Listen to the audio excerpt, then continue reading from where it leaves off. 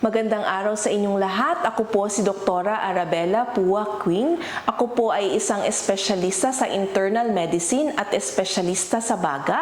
Ako po ay nagkiklinik dito sa Calamba Medical Center tuwing Martes, Huwebes at Sabado, alas 10:30 hanggang 1:00 ng hapon sa room 702. Ngayong araw ay may matututunan tayo tungkol sa tuberculosis. Bakit nga ba importante na matutunan natin ang tuberculosis?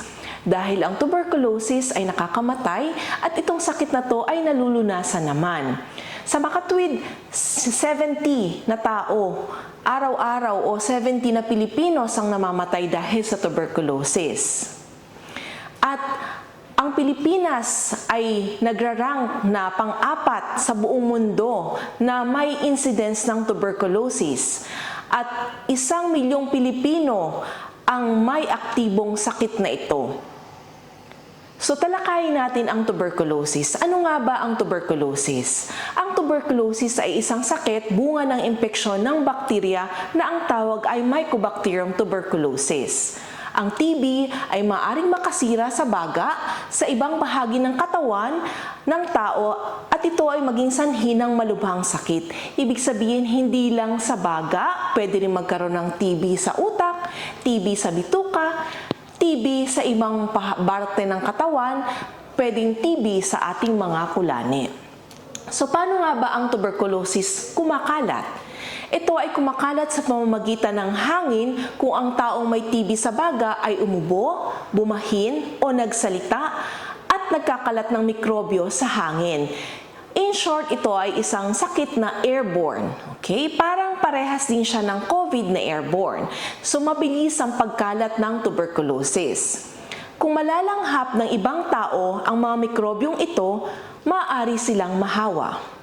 Karamihan sa mga tao ay nakakakuha ng mikrobyo ng TB sa pangalagiang interaksyon or kapag mas kasama nila araw-araw or mas matagal nilang kasama ang pasyente na may TB.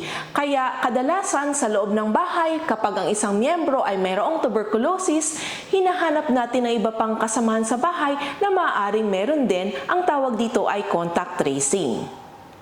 Ang TB ay hindi kinakalat ng mga gamit sa bahay gaya ng mga kubyertos, hindi ito nakukuha doon gaya ng baso, babasagin o mga damit at telepono.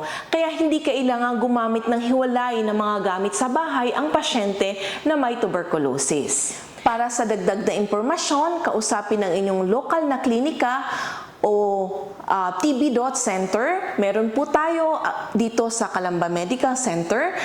Ang lahat ng pagsusuri at paggagamot ng TB ay ibinibigay ng libre at kompedensyal sa mga klinika sa baga or sa TB.Center. Kaya hindi na humahirap ang gamutan ngayon dahil libre ang gamutan sa TB. Maraming salamat sa inyong pakikinig.